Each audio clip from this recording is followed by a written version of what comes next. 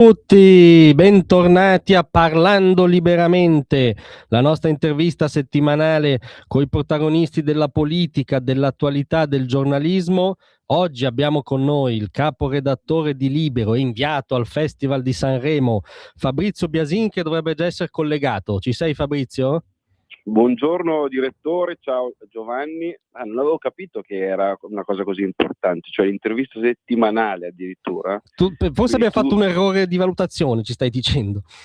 Credo assolutamente di sì, però ormai siamo al telefono e chiacchieriamo. Ci tocca farla, certo, anche perché so che sei andato a letto più o meno mezz'ora fa, quindi insomma ti ringrazio doppiamente di essere con noi. Verso le 4 del mattino ieri, questa notte, sì, 4 del mattino. Qui sono orari comuni, quindi diciamo che non è neanche troppo un sacrificio, nel senso che gli orari sono questi, finisci tardi, vai a mangiare, prepari la giornata del giorno dopo e si fanno le 4, quindi certo. Così è. Tra l'altro con Amadeus andava ancora peggio, mi pare di capire, no? Insomma, sulla punta dei tempi, ecco.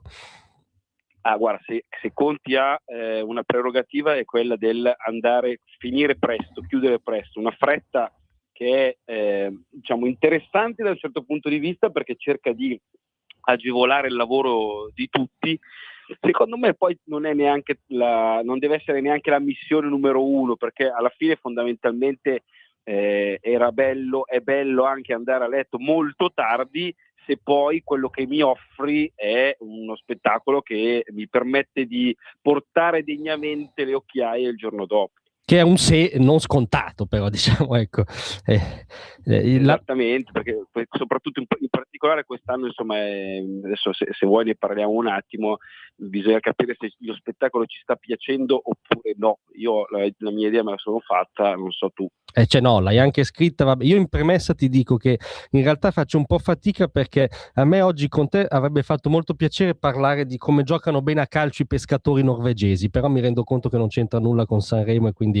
Ma poi non puoi neanche permetterti di parlarne perché tu oltre Chiasso non ci sei, quindi evidentemente non hai troppi argomenti di cui discutere di questa cosa. Vabbè, non starò qui a replicare perché come dire, non voglio scomodare le sette che ho dietro, ma è una disputa calcistica che rischia di essere autoreferenziale. Stucchevole, anche stucchevole. Esatto. No, come prima cosa, però, poi andiamo assolutamente nel merito, come dicevi tu, quel grande spettacolo che è o dovrebbe essere Sanremo. Però prendo atto che per alcune colleghe la conversazione che stiamo facendo avrebbe un problema a monte. Cioè nel senso che non c'è neanche una donna in questa conversazione che stiamo facendo, no? Perché è scoppiato il polverone femminista e tu oggi su Libero lo hai indagato da par tuo. Ci puoi fare un resume di questa vicenda o pseudo tale? Ma allora, tutte le mattine attorno a mezzogiorno parte la consueta conferenza, no, del giorno dopo che vede protagonista come sempre il direttore artistico Carlo Conti, che viene un po' subissato di domande dai vari colleghi nella sala stampa del RUF dell'Ariston. E quindi ognuno può chiedere qualunque cosa, qualunque cosa proprio vuol dire qualunque cosa, al punto che ieri a un certo punto la collega del settimanale Gente ha mosso una critica accurata nei confronti del direttore artistico dicendo che poche donne sono presenti tra i 30 cantanti in gara, no? Quindi una misura di un terzo rispetto ai 2/3 degli uomini.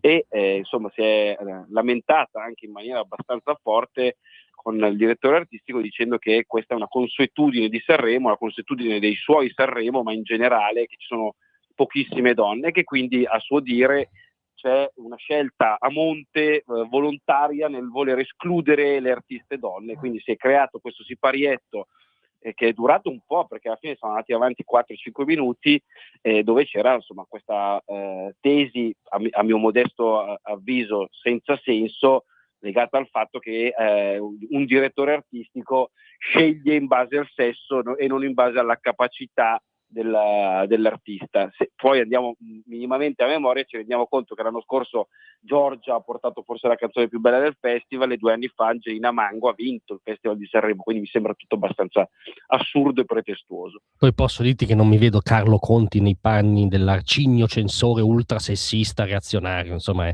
sembra un po' una caricatura. No, ma anche perché non avrebbe il minimo senso, no? Mi sono permesso di scrivere allora non so, sono in gara Fedez e Masini, cosa vale? Vale 2? Cioè sono 2 uomini. In effetti, cioè. Oppure, che ne so, Maria Antonietta e Colombre, che sono una coppia, cosa sono? Metà e metà, fanno parte di un sottogruppo che non è stato inserito del manuale Cencelli di Carlo Conti, quindi non lo so, mi è sembrato tutto abbastanza assurdo, però sappiamo che lì, proprio nella sala stampa dell'Ariston, di tanto in tanto vengono fuori queste accuse, no? Tra le altre, ieri è stato accusato anche di aver salutato la recente campionessa olimpica Francesca Lollobrigida con l'appellativo Mamma d'Oro, no? Anche questa cosa è diventato motivo di polemica, perché non si può dire Mamma d'Oro a una mamma che ha vinto la medaglia d'oro. Cosa bisogna dirle? Non ho capito. E la critica, mi scuso perché Biasina ha osato dire Mamma d'Oro ai microfoni di Radio Libertà, mi dissocio completamente. A una mamma d'oro che la prima cosa che ha fatto quando ha vinto la medaglia d'oro è stata prendere in mano sul braccio suo figlio per dire a tutto il mondo: sono una mamma che è felice di esserlo. È incredibile. E la critica mossa da quest'altra giornalista è stata: però allora stasera tu devi dire a Eros Ramazzotti papà d'oro. E la prima cosa che ho pensato è: ma Ramazzotti non ha vinto niente allo slittino, neanche un bronzo, quindi non gli si può dire papà d'oro a Ramazzotti. Vabbè, ho trovato anche questa roba una roba francamente assurda. Beh, forse i momenti, cioè in base al tuo racconto, mi sembra di capire che i momenti più brillanti rischiano di essere quelli in sala stampa, perché viceversa il tuo pezzo del giorno prima, che si intitolava, senza diciamo giri di parole, Perché Sanremo è Moscio, faceva un'analisi appunto di questo stato dell'arte, e tra i vari motivi, poi tu ci spiegherai bene ovviamente perché a tuo giudizio può rientrare in questa definizione, quest'anno tu dicevi una cosa secondo me importante parlando di Sanremo, cioè dicevi manca il cazzeggio, e in un grande rito nazional popolare è un'assenza pesante secondo me, ma dici pure. Allora sì, intanto questo è il mio 10° Sanremo in presenza, no? Quindi sì, effettivamente ti posso confermare che la conferenza in sala stampa è spesso, no, uno dei momenti più accesi, perché si parla delle polemiche del giorno prima, perché si ragiona su quello che accadrà, perché arriva la polemica politica, l'ospite indesiderato, e quindi insomma tutte queste cose in realtà quest'anno stanno un po' mancando, cioè manca la conferenza accesa perché mancano i temi su cui discutere. Io credo che questo poi sia esattamente l'obiettivo che vuole perseguire un direttore artistico come Carlo Conti, che è un precisino, proprio uno di quelli con cui è difficile sgarrare, difficile che l'ospite vada oltre. Uno, perché non lo invita, e due, perché con lui è tutto pulito, perfetto, preciso, che è anche un'ottima cosa, perché stiamo parlando di un presentatore che deve fare una cosa fatta bene, che ci mancherebbe altro.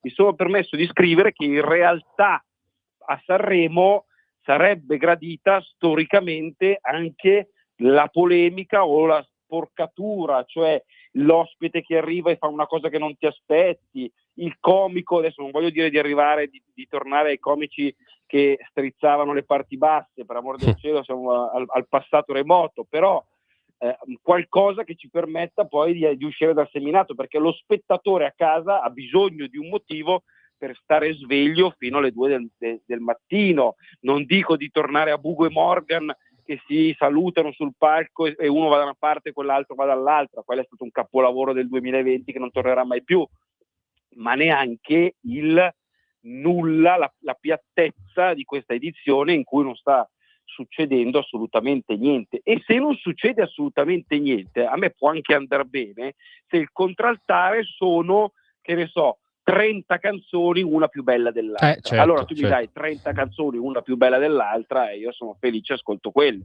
Ma non c'è neanche quello, perché le canzoni di quest'anno, poi ognuno ha la sua legittima opinione, cioè, francamente non lasceranno nulla, secondo me. Te ne posso salvare 3 o 4, ma sto proprio largo. Beh, insomma, su una trentina non è una proporzione incoraggiante, diciamo. No. Ma la foto che hai fatto ci dice, insomma, che Carlo Conti è stato quest'anno, forse ha portato in fondo, diciamo, il contismo, no? Cioè questa normalizzazione, che l'anno scorso forse serviva anche, no? Dopo un po' di anni anche un po' isterici, eccetera. Ma però l'anno scorso ci sono stati dei momenti comunque tipo quelli di cui parlavi tu, no? Cioè di sporcatura, di show, quest'anno c'è una sorta invece di sembra che a monte, no, si sia scelto di rinunciarvi. Perché secondo te? Allora, sai, per tornare alla metafora calcistica, no? Ci sono delle stagioni in cui magari una grande squadra, per un motivo o per l'altro, sceglie di portare avanti la famosa stagione cuscinetto con col traghettatore, no? Si dice in panchina. Perché? Perché magari è finito un ciclo da una parte e stai aspettando che ne inizi un altro dall'altra. E credo che siamo in questa fase qui. Cioè, come hai detto tu, io sono d'accordo, cioè l'anno scorso alla fine serviva respirare un po' dopo il quinquennio Amadeus, che aveva portato tanta innovazione, tante cose, ma forse si era arrivati anche alla fine di un percorso. Arriva Carlo Conti che sull'onda lunga del successo comunque mette le sue cose e va tutto bene. Quest'anno io francamente me lo aspettavo che potesse essere un'edizione un po' moscia, perché anche i vertici RAI mi sembra che siano concentrati già sulla prossima edizione, e se vogliamo possiamo già parlare anche del prossimo conduttore, che al 99%, facciamo 95, diciamo 95, ma secondo me 99% sarà Stefano De Martino, il re dei pacchi, diciamo così, il re dei pacchi, molto molto sponsorizzato da parte dei vertici RAI. Quindi io mi aspetto che l'anno prossimo il conduttore, forse anche direttore artistico, lì bisogna capire se ricoprirà il doppio ruolo oppure no, sarà Stefano De Martino, re dei pacchi. Re dei pacchi, dove, come dire, sforna dei risultati oggettivi. C'è una componente di azzardo però, no, in questa scelta, nel senso che non si è mai cimentato con una alla fine Sanremo una cosa a sé, no? E va molto oltre quel format là. È, come dirti, un salto nel buio, salutare, sarà una novità comunque, questo ce lo possiamo dire. Certamente non è così semplice, perché su quel palco ci si scotta, cioè anche presentatori ma anche comici con esperienza incredibile si sono veramente scottati, no? E io quindi penso a Crozza, no? Qualche anno fa, non so se ti Certo, ricordi, Crozza che assolutamente. sale sul palco, Crozza, comico con esperienza decennale, ultra decennale, si blocca perché teme i fischi, teme quindi insomma bisognerà capire se De Martino è all'altezza. Devo dire, è sembrato sempre molto spigliato e capace. Vero è che poi lì si tratta di portare avanti un carrozzone che non è che improvvisi, perché devi selezionare le canzoni, studiare la scaletta nei dettagli, essere molto bravo a improvvisare. Su quello non ho tanti dubbi. È anche vero che De Martino è arrivato al popolo grazie a questa trasmissione che lo ha portato nelle case di tutti gli italiani.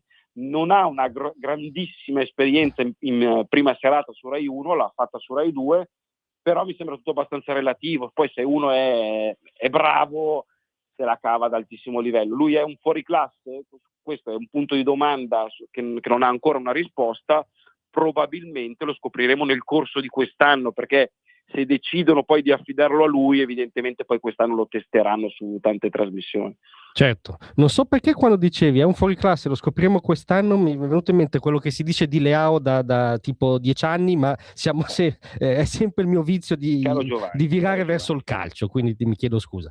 Lo so, ma vedi che sei tu che scegli di crearti questi problemi, ma perché poi involgarire questo bello intervento che stiamo facendo con le questioni di palloni, delle quali tu ti intendi il giusto, molto poco. Assolutamente, ma lo rivendico assolutamente. No, senti, allora... Comunque, Leao, posso dire una cosa? Io capisco quello che dici tu e dicono tanti tifosi del Milan su Leao, ma tu pensa se non ci fosse stato Leao negli ultimi anni al Milan, sarebbe stato ancora più difficile. Potrebbe essere, ma mi sto intristendo troppo e quindi, no, e quindi ti vado alla domanda chiave invece, che cioè, non vedevo l'ora di farti da quando hai risposto al telefono.